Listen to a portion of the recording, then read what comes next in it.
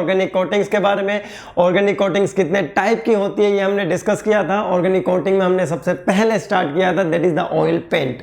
Oil paint के different ingredients क्या होते हैं वो हमने डिस्कस किया था। हमने डिस्कस किया था व्हाट इज द बेस, और बेस में हम किन किन इंग्रेडिएंट्स को यूज में ले सकते हैं। हमने डिस्कस किया था what are the different types of the vehicles. Vehicle के बाद हमने पढ़ा था पिगमेंट, पिगमेंट के बाद हमने पढ़ा था सॉल्वेंट, और सॉल्वेंट के बाद हमने पढ़ा था ड्रायर। सॉल्वेंट के बाद हमने क्या पढ़ा था, डायर। उसके बाद हमने वार्निशेस पढ़े थे। डिफरेंट कोटिंग्स के बारे में हमने डिस्कस किया था लास्ट क्लास में। आज हम उसी में कंटिन्यू करेंगे। आज जो हम जिस टॉपिक से स्टार्ट करने वाले हैं that is your bituminous paint. That is your bituminous paint. It is a very simple, जैसा कि मैं कहता आया हूँ, इट इज बिटुमिनस पेंट। हम पढ़ने वाले हैं बिटुमिनस पेंट के बारे में कि जो आपका बिटुमिनस पेंट होता है वो किस तरीके से बनता है, उसका यूज़ कहाँ कहाँ होता है, उसकी क्या क्या डिज़ायर्ड प्रॉपर्टीज़ होती है। अगर मैं बात करता हूँ आपको अगर बिटुमिनस पेंट बनाना है तो ये आप कैसे बनाओगे। हम क्या करेंगे, कोल टार और सॉल्वेंट को मिक्स करके उसको प्रिपेयर करके हम क्या बनाएंगे, बिटुमिनस पेंट बनाएंगे। तो अगर मैं पॉइंट लिखता हूँ यहाँ पे, it is prepared by mixing of, it is prepared by mixing of coal tar into solvent। ठीक है, हम इन दोनों को मिक्स करके क्या बनाते हैं, बिटुमिनस पेंट बनाते हैं। क्या बनाते हैं, बिटुमिनस पेंट बनाते हैं। सॉल्वेंट हम क्यों मिक्स करते हैं, सॉल्वेंट हम मिक्स करते हैं ताकि जो आपका पेंट है वो थिन हो जाए, पतला हो जाए, उसकी विस्कोसिटी डिक्रीज हो जाए और वो आपके एक एरिया में स्प्रेड हो जाए, फैल जाए। इसलिए हम क्या यूज में लेते हैं, सॉल्वेंट यूज में लेते हैं। जैसे ही हम बिटुमिनस पेंट अप्लाई करेंगे, बिटुमिनस पेंट अप्लाई करने के बाद क्या होगा, आपका सॉल्वेंट एवोपरेट हो जाएगा और क्या हो जाएगा, आपको मिलेगी एक बिटुमिनस फिल्म। क्या मिलने वाली है आपको, बिटुमिनस फिल्म बनने वाली है। तो अगर मैं एज ए पॉइंट उसे लिखूं, after applying bituminous paint,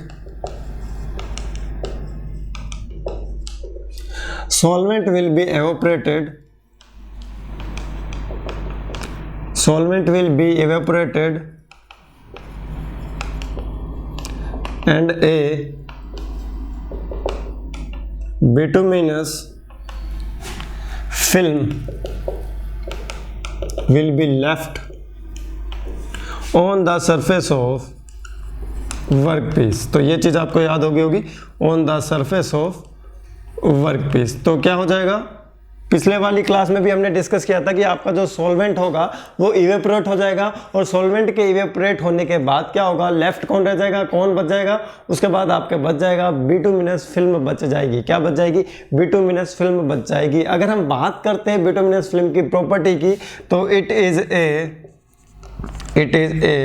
water resistant film. It is a water resistant film. तो अगर ये वाटर रेजिस्टेंट फिल्म है तो इसका यूज़ हम कहाँ करेंगे, इसका यूज़ हम वहाँ करेंगे जहाँ पर आपकी वर्कपीस की सरफेस वाटर के कांटेक्ट में रहती हो। जहाँ पर आपके वर्कपीस की सरफेस किसके कांटेक्ट में रहती हो, वाटर के कांटेक्ट में रहती हो। तो because of its water resistance property, it will be used on the such workpieces whose surface will be in the contact with the water। तो यहां मैं लिख सकता हूं, it is used for such workpieces or such workpieces, or I can say it as a objects whose surface will be in contact, surface is in contact with water, surface is in contact with water. तो आपकी workpiece की अगर surface water के contact में है और अगर हम उस पर पेंट करना चाहें तो कौन सा पेंट करेंगे हम, सर हम करेंगे बिटुमिनस पेंट करेंगे। क्या करेंगे, बिटुमिनस पेंट करेंगे। ठीक है, आपकी वर्कपीस की सरफेस किससे कांटेक्ट में होनी चाहिए, आपके वर्कपीस की सरफेस वाटर के अगर कांटेक्ट में है तो हम कोल टार और सॉल्वेंट को मिक्स करके बिटुमिनस पेंट को प्रिपेयर करेंगे। उसके बाद हम उस वर्कपीस की सरफेस पर बिटुमिनस पेंट अप्लाई करेंगे और बिटुमिनस पेंट अप्लाई करने के बाद क्या होगा, आपका सॉल्वेंट इवेपोरेट हो जाएगा, और अगर सॉल्वेंट इवेपोरेट हो जाएगा तो लास्ट में आपके बचेगी एक थिन फिल्म जिसे हम कहते हैं बिटुमिनस फिल्म, जिसे हम क्या कहते हैं, बिटुमिनस फिल्म। और इस बिटुमिनस फिल्म की एक प्रॉपर्टी होती है that is it is a water resistant film, that is it is a water resistant film। अगर ये water resistant film है तो इसका यूज़ हम कहाँ कर सकते हैं, इसका यूज़ हम कर सकते हैं ऐसे वर्क पीसेस के साथ जिनकी सरफेस आपके वाटर के साथ कांटेक्ट में होती है। अगर हम बात करते हैं इसके ड्रॉबैक की, तो ये जो बिटुमिनस फिल्म होती है, bituminous film may crack in the presence of sunlight, in the presence of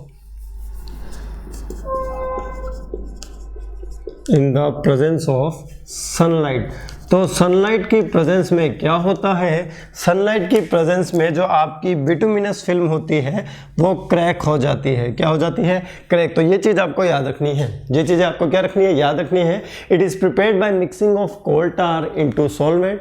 After applying bituminous paint, solvent will be evaporated and a bituminous film will be left on the surface of the workpiece. It is a water resistant film, that's why it is used for such workpieces whose surface will be in contact with the water. And the last drawback is that bituminous film may be cracked in the presence of the sunlight। अगर आपके workpiece की surface पर sunlight आएगी तो उस condition में आपकी जो बिटुमिनस पेंट की जो फिल्म है वो क्रैक हो सकती है। वो क्या हो सकती है, क्रैक हो सकती है। Now come to the next point, that is your rubber based paints, that is your rubber based paints। ये भी बहुत इजी है, इसमें हमें ज़्यादा सोचने वाली बात नहीं है, ज़्यादा हमें नॉलेज गेन करने वाली बात नहीं है, जो है वो हमें पढ़ना है, ठीक है।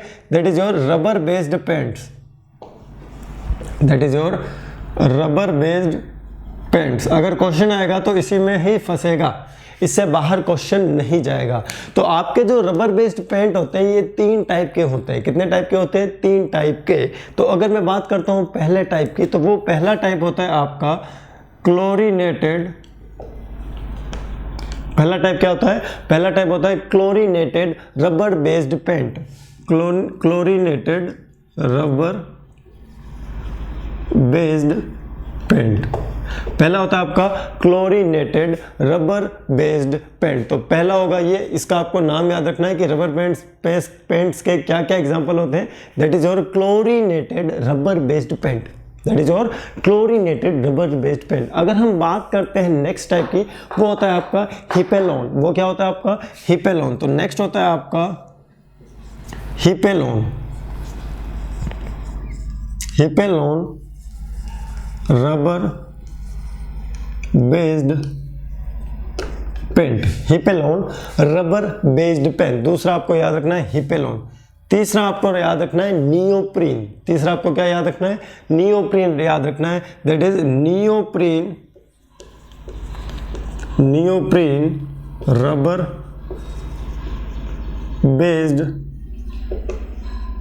पेंट्स की, neoprene rubber based paint, neoprene rubber based paint. तो ये आपको 3 नाम याद होने चाहिए, chlorinated rubber based paint, Hypalon और नियोप्रीन। हाइपेलॉन और नियोप्रीन, हम इन तीनों की ही स्टडी करेंगे। किसकी करेंगे, इन तीनों की ही स्टडी करेंगे। अगर मैं बात करता हूँ क्लोरीनेटेड रबर बेस्ड पेंट की, it is a water resistant paint. जहाँ पर आपको वाटर रेजिस्टेंट चाहिए वहाँ पर हम यूज़ में लेंगे chlorinated rubber based paint, chlorinated rubber based paint. अगर हम क्या करते हैं, पेंट में क्या करें, पेंट में हम क्या मिला लें, क्लोरीनेटेड रबर मिक्स कर दें। पेंट में अगर हम क्या मिला दें, क्लोरीनेटेड रबर मिक्स कर दें, तो वो जो आपका पेंट होगा वो वाटर रेजिस्टेंट पेंट बन जाएगा। वो पेंट किस में कन्वर्ट हो जाएगा, वाटर रेजिस्टेंट पेंट में कन्वर्ट हो जाएगा। और जैसे ही आपका पेंट वाटर रेजिस्टेंट में कन्वर्ट हो जाएगा, it will be act as a protective coating, it will be act as a protective coating. तो ये आपको याद रखना है कि जो क्लोरीनेटेड पेंट्स होते हैं, रबर बेस्ड पेंट होते हैं, इनमें क्या होता है, इनमें वाटर रेजिस्टेंट प्रॉपर्टी होता है। और अगर हम जिस पेंट में क्लोरीनेटेड रबर मिला देंगे उसे हम कहेंगे क्लोरीनेटेड रबर बेस्ड पेंट। और वो जो आपका पेंट होगा, it will be act as a protective coating, it will be act as a protective coating. तो ये चीज़ आपको याद रखनी है, ये चीज़ आपको क्या रखनी है, याद। प्रोटेक्टिव कोटिंग के रूप में ये एक्ट करेगा, it will be act as a protective coating. अगर ये प्रोटेक्टिव कोटिंग की तरह एक्ट कर रहा है तो सर ये किससे प्रोटेक्ट कर रहा है, तो अभी मैंने आपको बता दिया है कि सर ये वाटर से प्रोटेक्ट करेगा। आपके वर्कपीस की सरफेस को किससे प्रोटेक्ट करेगा, वाटर से प्रोटेक्ट करेगा। अगर हम बात करते हैं इसकी अदर प्रॉपर्टीज़ की, तो ये आपकी वर्कपीस की सरफेस को एसिड से भी प्रोटेक्ट करेगा, आपकी वर्कपीस की सरफेस को सॉल्ट से भी प्रोटेक्ट करेगा, और आपकी वर्कपीस की सरफेस को मिनरल ऑयल से भी प्रोटेक्ट करेगा। तो मतलब it will be act as a protective coating, और इसके जो फंक्शन होंगे वो डिफरेंट होंगे। फंक्शन क्या होंगे, डिफरेंट होंगे। ये आपकी वर्कपीस की सरफेस को वाटर से भी प्रोटेक्ट करेगा, या आपके वर्कपीस की सरफेस को एसिड से भी प्रोटेक्ट करेगा, या आपके वर्कपीस की सरफेस को सॉल्ट से भी प्रोटेक्ट करेगा, और ये आपकी वर्कपीस की सरफेस को मिनरल ऑयल से भी प्रोटेक्ट करेगा। सर अब हम इसका यूज़ कहाँ करेंगे, इसका हम यूज़ वहीं करेंगे जहाँ पर जो मैंने बताया है कि जिन से प्रोटेक्ट करेगा उनके साथ ये कांटेक्ट में हो। जनरली जो इसका यूज़ किया जाता है, इसका यूज़ किया जाता है उन ऑब्जेक्ट्स के साथ जो कि आपके वाटर में सबमर्ज होते हैं, डूबे हुए होते हैं। जो भी आपके वाटर में डूबे हुए ऑब्जेक्ट्स होते हैं उनके साथ हम यूज़ में लेते हैं chlorinated rubber based paint. Okay, it is use for the such object which are submerge in your water. अगर हम बात करते हैं इसके साथ, तो इसमें आपका कोई भी कलर अवेलेबल नहीं होता है। It can not be act as a decorative film. तो आपको ये चीज़ याद रखनी है, due to unavailability of the colour हम इसको एज ए डेकोरेटिव ऑब्जेक्ट्स के लिए यूज़ में नहीं ले सकते। तो देखिए मैंने जो पॉइंट बताए हैं आपको उनके बारे में मैं लिखता हूँ। तो सबसे पहले मैं बात करता हूँ क्लोरीनेटेड रबर बेस्ड पेंट की।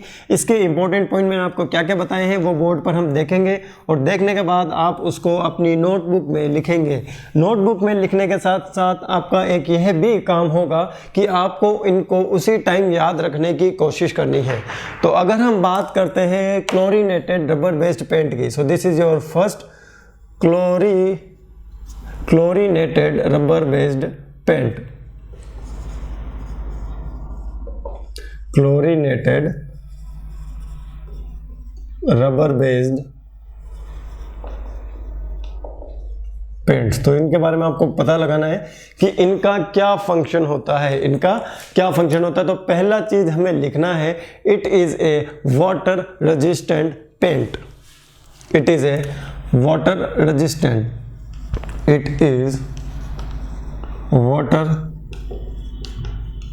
Resistant, it is water resistant, it will be act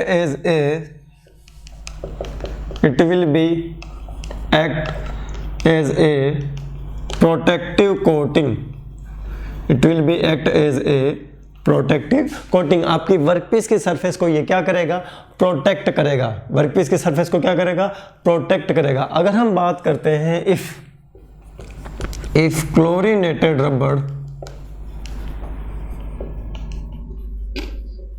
is mixed with paint,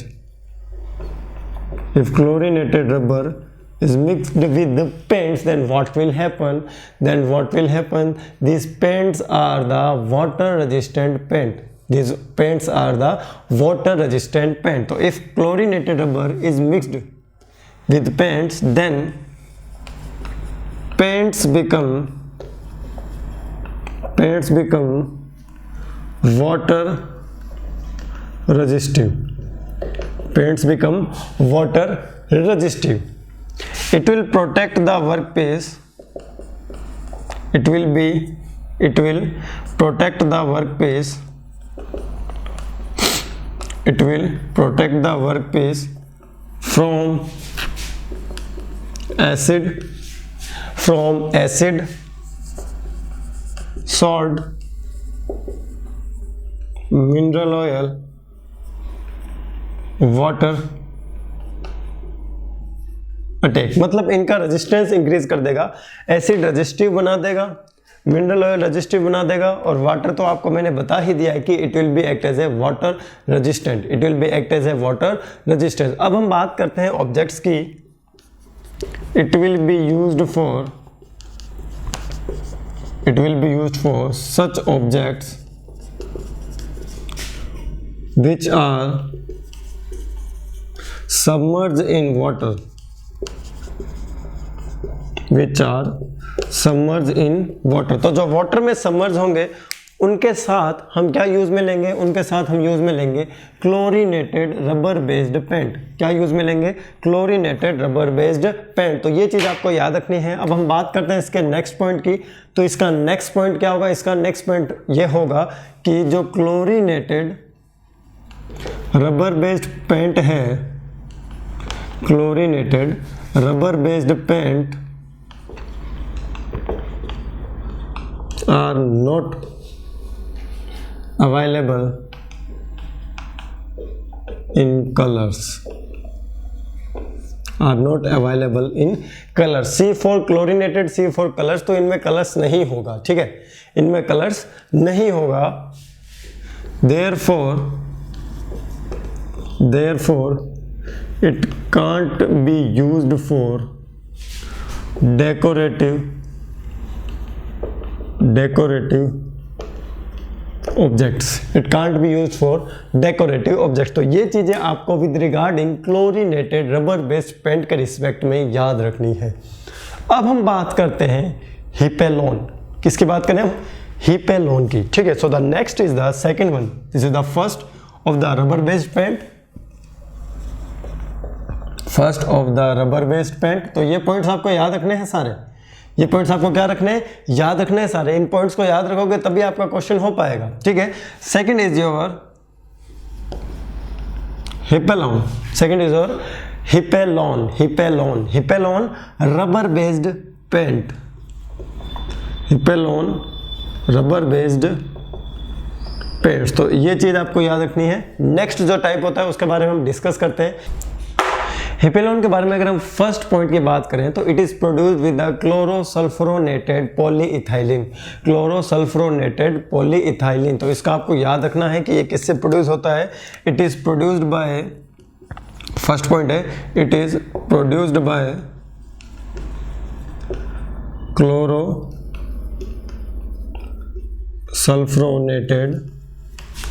polyethylene. Chlorosulfonated polyethylene, ठीक है, पॉलीइथाइलिन इसका बनता है ये, ठीक है, chlorosulfonated polyethylene. It is an oxidation resistant, it act as a oxidation resistant. तो इसका अगर हम सेकेंड पॉइंट की बात करें, it acts as an oxidation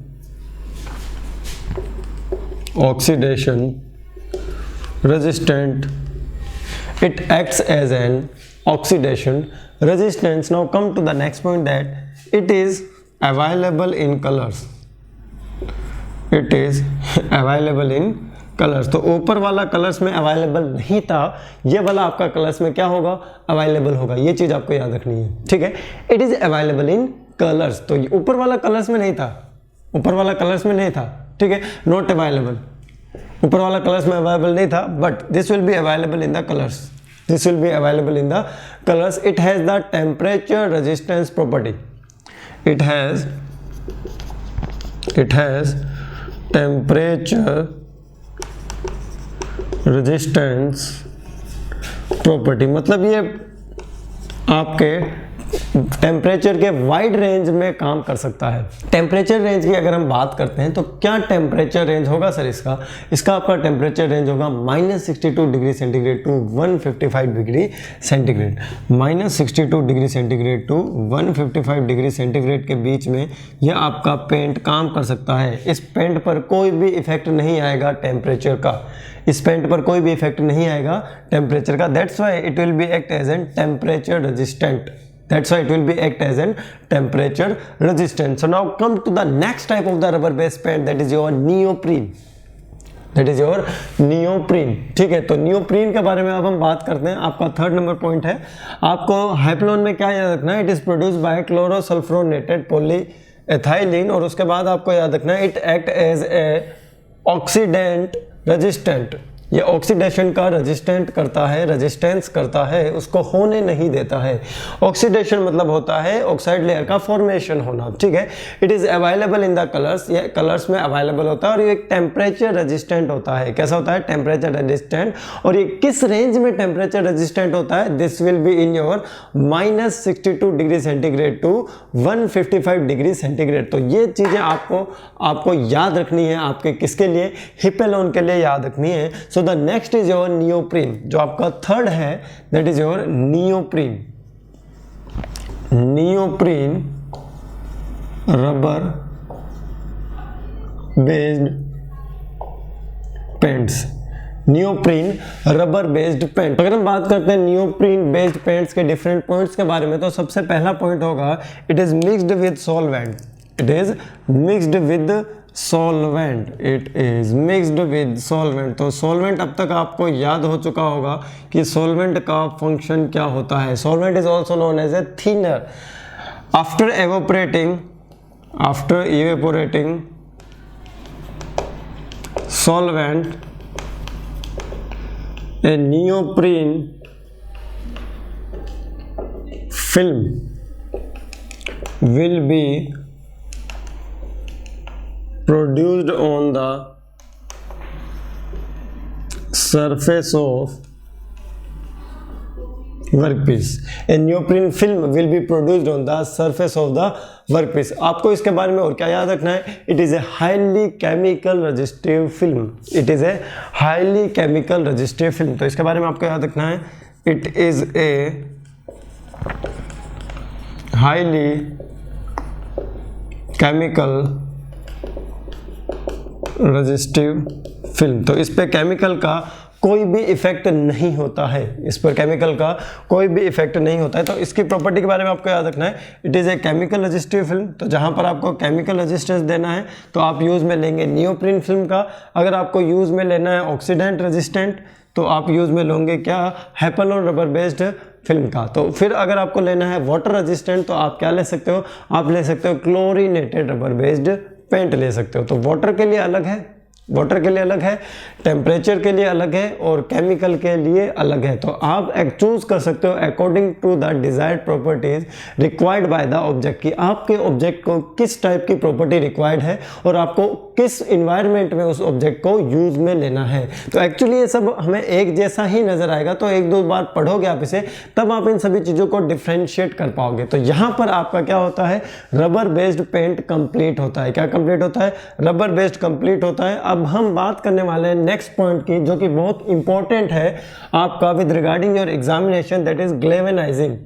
that is galvanizing. तो ग्लेवेनाइजिंग आपने नाम सुना होगा कि ग्लेवेनाइजिंग का यूज़ हम कहाँ करते हैं? ग्लेवेनाइजिंग का यूज़ हम करते हैं ग्लेवेनाइज शीट को प्रोड्यूस करने के लिए। किसको प्रोड्यूस करने के लिए?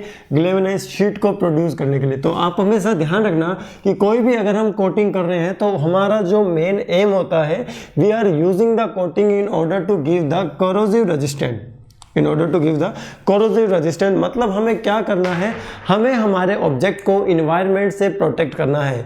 और अगर हमारे ऑब्जेक्ट को हमें इन्वायरमेंट से प्रोटेक्ट करना है इसीलिए हम उस पर कोई ना कोई कोटिंग करते हैं, इसीलिए हम उस पर कोई ना कोई कोटिंग करते हैं। और ये मैंने आपको पहचानना भी सिखाया था कि ऑयल बेस्ड पेंट होंगे उनको, और अगर हमें जो नॉर्मल आपका लेटेक्स होगा उसको डिफ्रेंशिएट करने के लिए क्या करना पड़ेगा। ठीक है, so now come to the next topic that is your galvanizing. That is your galvanizing. इससे कुछ सिलेक्टेड क्वेश्चन ही बन सकते हैं, उनसे बाहर आपका क्वेश्चन नहीं बनेगा। सबसे पहला ही अगर हम क्वेश्चन पूछें कि ग्लेवेनाइजिंग प्रोसेस में हम क्या करते हैं, ग्लेवेनाइजिंग प्रोसेस में हम एक ऐसी कोटिंग प्रोवाइड करते हैं that is the highly corrosive resistant coating. और वो कोटिंग जो होती है वो आपकी जिंक की होती है। किसकी होती है? जिंक की। और उस कोटिंग को प्रोवाइड करने के लिए हम 4 टाइप से ग्लेवेनाइजिंग कर सकते हैं। कितने टाइप से कर सकते हैं? 4 टाइप से ग्लेवेनाइजिंग कर सकते हैं। अगर हम बात करते हैं ग्लेवेनाइजिंग की, इसमें जो आपका वर्कपीस होगा या तो वो आपका स्टील का होगा या फिर होगा वो आपका आयरन का होगा। ग्लेवेनाइजिंग प्रोसेस से बने ऑब्जेक्ट्स आपने अपने घर में जरूर देखे होंगे।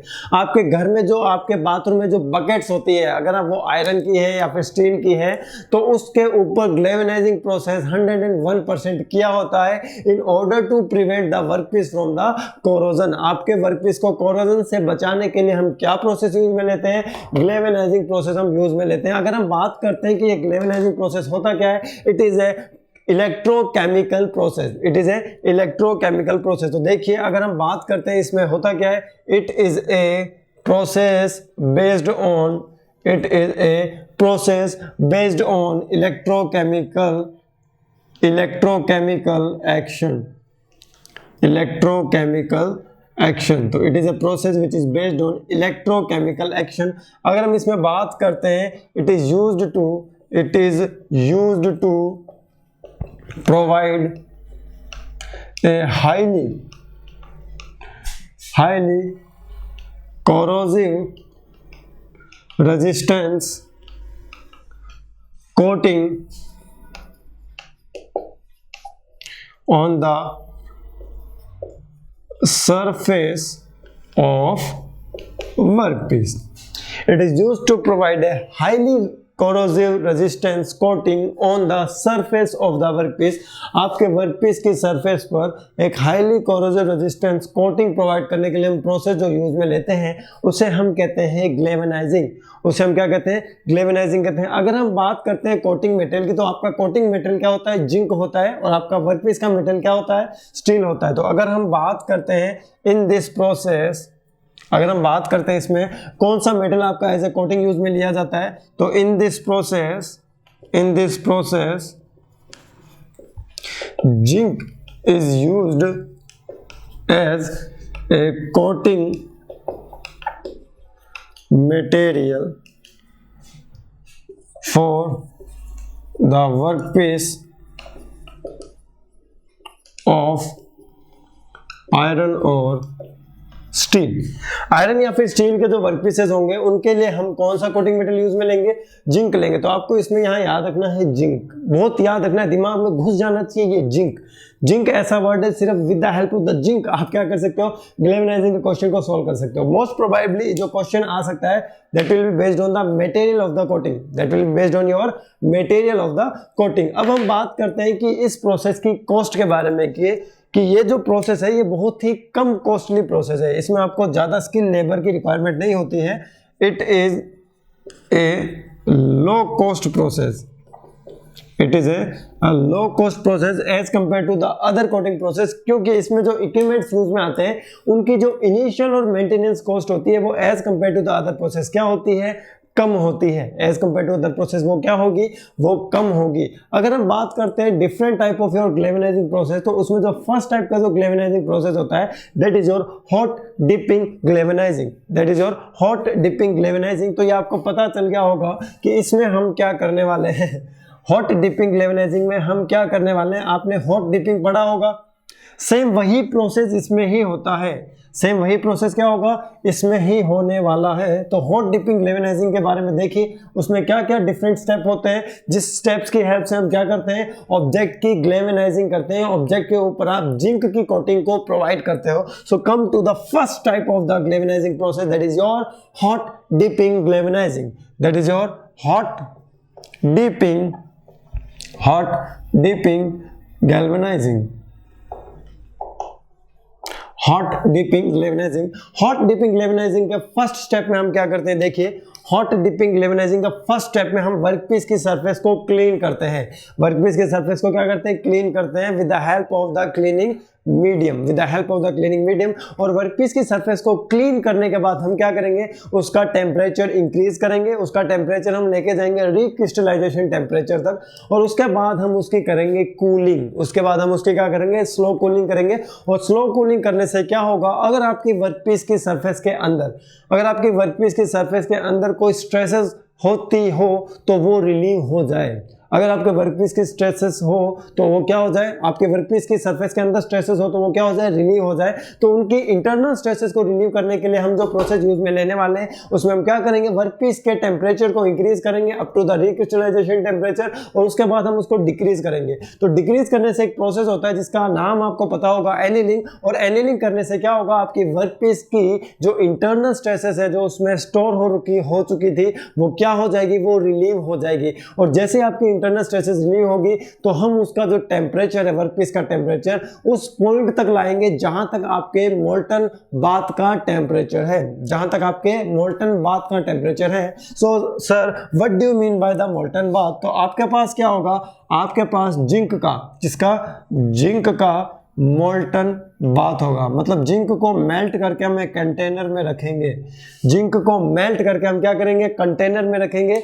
इसका कुछ टेम्परेचर होगा, एक मेल्टिंग पॉइंट टेम्परेचर से थोड़ा ऊपर टेम्परेचर होगा, हम उस वर्कपीस को उस टेम्परेचर तक लाएंगे, दोनों का टेम्परेचर इक्वल होने के बाद उस वर्कपीस को हम इसके अंदर क्या कर देंगे, डिप कर देंगे, वर्कपीस को इसके अंदर क्या कर देंगे, डिप कर देंगे, और डिप करने के बाद हम उसे क्या कर लेंगे, बाहर निकाल लेंगे। तो देखिए इस स्टेप में होता क्या है, अगर हम बात करते हैं हॉट डिपिंग ग्लेवेनाइजिंग की, तो जो आपका स्टेप फर्स्ट होगा उसमें देखिए हम क्या करेंगे, स्टेप फर्स्ट में हम करेंगे क्लीन द वर्कपीस सरफेस। हम वर्कपीस की सरफेस को क्या करेंगे, क्लीन करेंगे। सबसे पहले हम वर्कपीस की सरफेस को क्लीन करने वाले हैं। अगर हम बात करते हैं स्टेप 2 की, स्टेप 2 में हम क्या करेंगे, preheat the workpiece, preheat the workpiece and cool down it up to temperature of molten zinc bath. तो आपके मोल्टन जिंक बाथ का जो टेम्परेचर है उस टेम्परेचर तक हम उसे क्या करेंगे, कूल डाउन करेंगे। तो अगर हम बात करते हैं स्टेप 3 की, तो स्टेप 3 में क्या होगा, स्टेप 3 में हम करेंगे dip the workpiece into molten zinc bath। हम क्या करेंगे, वर्कपीस को डिप करेंगे आपके मोल्टन जिंक बाथ में। किस में डिप करेंगे, मोल्टन जिंक बाथ में हम उसको क्या करने वाले हैं, डिप करने वाले हैं। बहुत ही सिंपल है। पहले स्टेप में हम वर्कपीस की सरफेस को क्लीन कर रहे हैं, वर्कपीस की सरफेस को क्या कर रहे हैं, क्लीन कर रहे हैं। दूसरे प्रोसेस में हम क्या कर रहे हैं, प्री हीटिंग कर रहे हैं। क्या कर रहे हैं, प्री हीटिंग कर रहे हैं। तो प्री हीटिंग करने से क्या होगा, प्री हीटिंग करने से क्या होगा, इंटरनल स्ट्रेसेस रिलीव हो जाएगी। और प्री हीटिंग करने के बाद हम क्या कर रहे हैं, प्री हीटिंग करने के बाद हम इसका टेम्परेचर आपके जिंक बाथ के टेम्परेचर तक ला रहे हैं। और जिंक बाथ के टेम्परेचर तक लाने के बाद हम क्या कर रहे हैं, आपके वर्कपीस को उसके अंदर डिप कर देते हैं, वर्कपीस को उसके अंदर क्या कर देते हैं, डिप कर देते हैं। तो समटाइम्स ऐसा होता है कि जो आपका वर्कपीस होता है उसकी सरफेस पर यूनिफॉर्म थिकनेस नहीं मिलती है। क्या नहीं मिलती है, यूनिफॉर्म थिकनेस नहीं मिलती है। तो in order to get the uniform thickness what will we do, we will pass the workpiece between the rollers, we will pass the workpiece between the rollers so the uniform thickness of the coating will be provided on your workpiece। तो अगर हम बात करते हैं to get the uniform thickness what will we do to get the required uniform thickness, step 4 में हम क्या करेंगे, to get required thickness of coating, required uniform thickness of coating, to get required uniform thickness of coating, workpiece is passed through the rollers, workpiece is passed through the rollers. तो roller के through pass करने से क्या होगा, आपके workpiece पर जो coating की जो थिकनेस है वो क्या हो जाएगी, यूनिफॉर्म हो जाएगी। कोटिंग की जो थिकनेस है वो कैसी हो जाएगी, यूनिफॉर्म हो जाएगी। So this is all about the hot dipping galvanizing process, this is all about the hot dipping galvanizing process. Next come to the flow galvanizing, next come to the flow galvanizing. Flow galvanizing क्या होता है, flow ग्लेवेनाइजिंग में हम ऐसा कोई भी बात use में नहीं लेंगे। हम क्या करेंगे, हम यूज में लेंगे spray of your liquid zinc, spray of the liquid zinc. हम उस लिक्विड जिंक के स्प्रे को क्या करेंगे, आपके वर्कपीस की सरफेस पर फ्लो करवाएंगे with the help of the oxygen flame. With the help of the oxygen flame हम क्या करेंगे, वर्कपीस की सरफेस पर, वर्कपीस की सरफेस हम उस स्प्रे को फ्लो करवाएंगे। और फ्लो करवाने से क्या होगा, हमें रिक्वायर्ड थिकनेस की कोटिंग मिल जाएगी। हमें क्या मिल जाएगी, रिक्वायर्ड थिकनेस की कोटिंग मिल जाएगी। तो हम बात करते हैं next type of galvanizing process, that is your second number, flow galvanizing. Flow galvanizing, flow galvanizing में क्या होगा, it is used for large surface area, it is used for large surface area. तो अगर आपका सरफेस एरिया लार्ज होगा तो आप उसे डिप नहीं कर पाओगे। That's why in this process workpiece doesn't dip in molten zinc bath. आपका जो वर्कपीस होगा वो मोल्टन जिंक बाथ में डिप नहीं किया जाएगा। तो सर ये प्रोसेस कैरी कैसे होगा, इस प्रोसेस में कोटिंग कैसे होगी? इस प्रोसेस में हम क्या करेंगे, इस प्रोसेस में हम आपके जिंक को स्प्रे करेंगे ऐसे, जैसे आप नॉर्मली आपने देखा होगा स्प्रे पेंटिंग, सिंपल वैसा ही होता है। इसमें आप क्या होगा, आपका जो जिंक होगा वो मेटेलिक फॉर्म में होगा, और मेटेलिक फॉर्म में क्या होगा, उसे हम मोल्टन फॉर्म में कन्वर्ट कर देंगे। किस में कन्वर्ट कर देंगे? मोल्टन फॉर्म में कन्वर्ट कर देंगे। Next point, in this process spray of zinc with oxygen flame will be used to get uniform thickness, याद रखना है आपको, uniform thickness of zinc coating, uniform thickness of zinc coating. तो हम इसमें क्या करेंगे, आपकी जो जिंक होगी उसको हम with the help of the gun आपके वर्कपीस की सरफेस पर स्प्रे करेंगे। आपके वर्कपीस की सरफेस पर क्या करेंगे, स्प्रे करेंगे, एटोमाइज करके। क्या करके? एटोमाइज करके। एटोमाइज मतलब छोटी छोटी ड्रॉपलेट्स में कन्वर्ट करके। तो हम क्या करेंगे, उसको वर्कपीस के सरफेस पर स्प्रे करेंगे। तो जब हम उसको वर्कपीस के सरफेस पर स्प्रे करेंगे तो उसकी जो थिकनेस होगी कोटिंग की वो यूनिफॉर्म होगी। ऐसा नहीं होगा कहीं ज़्यादा थिकनेस है कहीं कम थिकनेस है। तो आपकी वर्कपीस की सरफेस पर यूनिफॉर्म थिकनेस प्रोवाइड करने के लिए हम क्या यूज में लेते हैं, हम फ्लो ग्लेवेनाइजिंग प्रोसेस यूज में लेते हैं। और ये जो आपका प्रोसेस होता है, it will be used for the large surface area. It will be used for the large surface area. Next type का जो आपका ग्लेवेनाइजिंग प्रोसेस होता है, दैट इज योर सेराडाइजिंग।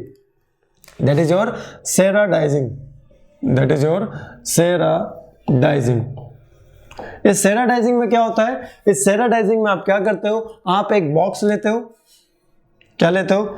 बॉक्स लेते हो, और उस बॉक्स में आप जिंक का पाउडर डाल देते हो। क्या कर देते हो? जिंक का पाउडर डाल देते हो, और जिस वर्कपीस पर जिंक की कोटिंग करनी है उस वर्कपीस को उसके अंदर रख देते हो। ठीक है, तो दिस इज द वर्कपीस जिस पर आपको जिंक की कोटिंग करनी है, और आप इसमें क्या कर रहे हो, जिंक का पाउडर डाल रहे हो। क्या डाल रहे हो? जिंक का पाउडर डाल रहे हो। This is the powder of the zinc.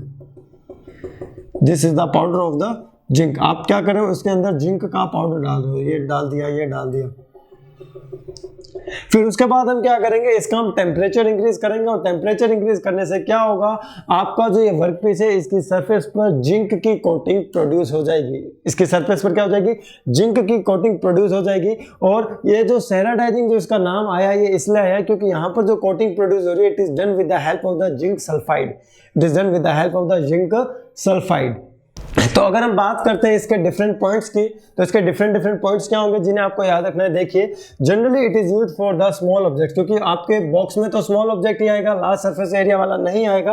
और बॉक्स में हम क्या करते हैं, जिंक के पाउडर को डाल देते हैं। बॉक्स में हम क्या करते हैं, जिंक के पाउडर को डाल देते हैं। तो देखिए इसमें आपको क्या क्या डिफरेंट पॉइंट याद रखने हैं। इसको सबसे पहला पॉइंट आपको याद रखना है, generally it is used for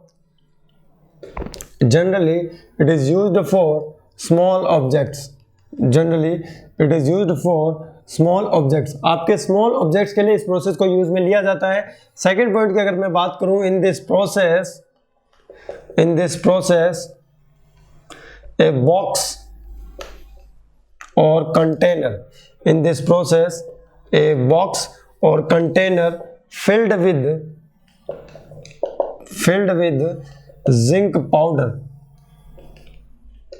filled with zinc powder will be used and workpiece is provided into the box। Workpiece is provided into the box. आपका जो वर्कपीस होगा ये हम किस में प्रोवाइड कर देंगे, बॉक्स में प्रोवाइड कर देंगे। और बॉक्स में प्रोवाइड करने के बाद क्या होगा, workpiece is provided zinc powder around its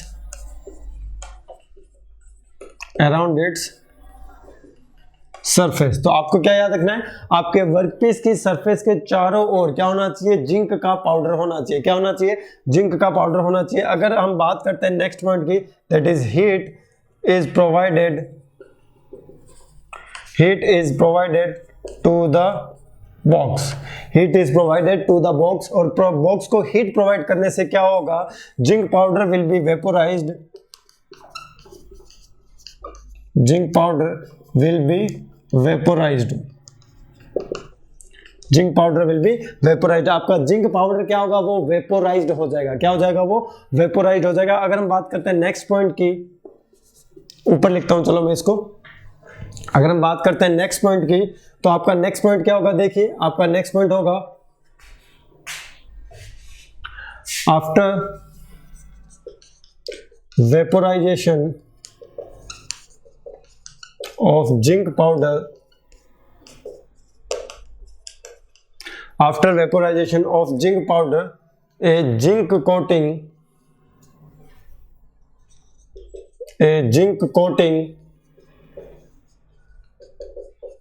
will be formed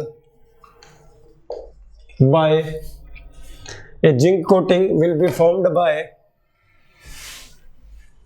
striking the zinc vapor on the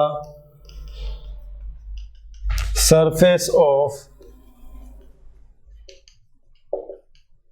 workpiece, on the surface of workpiece. तो आपकी वर्कपीस की सरफेस पर जो जिंक होगा, उसके जो वेपर होंगे वो जाके स्ट्राइक करेंगे, और वेपर जाके स्ट्राइक करने के बाद क्या होगा, आपके वर्कपीस की सरफेस पर जिंक की कोटिंग प्रोड्यूस हो जाएगी। And this zinc coating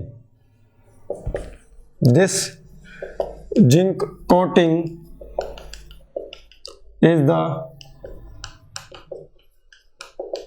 composition of zinc sulphide. तो जिंक सल्फाइड के कंपोजिशन होने के कारण आपके इस जिंक कोटिंग वाले प्रोसेस को हम क्या कहते हैं, सेराडाइजिंग प्रोसेस कहते हैं। क्या कहते हैं, सेराडाइजिंग प्रोसेस कहते हैं। बहुत ही इजी है, कुछ नहीं है इसमें। आपके वर्कपीस को आपको ऐसे कंटेनर में रखना है जिसके अंदर जिंक का पाउडर होगा। So this will be your zinc powder. आपको ज्यादा इसमें सोचना नहीं है, जिंक पाउडर होगा। फिर हम इसको क्या करेंगे, हीट प्रोवाइड करेंगे। क्या प्रोवाइड करेंगे, heat. We are providing the heat to the box, we are providing heat to the box. हम बॉक्स को क्या प्रोवाइड कर रहे हैं, हीट प्रोवाइड कर रहे हैं। तो हीट प्रोवाइड करने से क्या होगा, आपके जिंक के पाउडर का टेम्परेचर इंक्रीज होगा। हमें इतना इंक्रीज नहीं करना है कि ये मेल्ट हो जाए, हमें यहाँ पर जो टेम्परेचर है इतना ज़्यादा इंक्रीज नहीं करना है कि आपका जिंक का पाउडर क्या हो जाए, मेल्ट हो जाए। हमें टेम्परेचर उतना ही इंक्रीज करना है कि आपके जिंक का पाउडर का वेपोराइजेशन हो जाए। और जब इनके वेपोराइजेशन होगा तो जो जिंक के जो वेपर होंगे आपकी वर्कपीस की सरफेस से जाके टकराएंगे और जिंक सल्फाइड को प्रोड्यूस करेंगे। And that will be formed in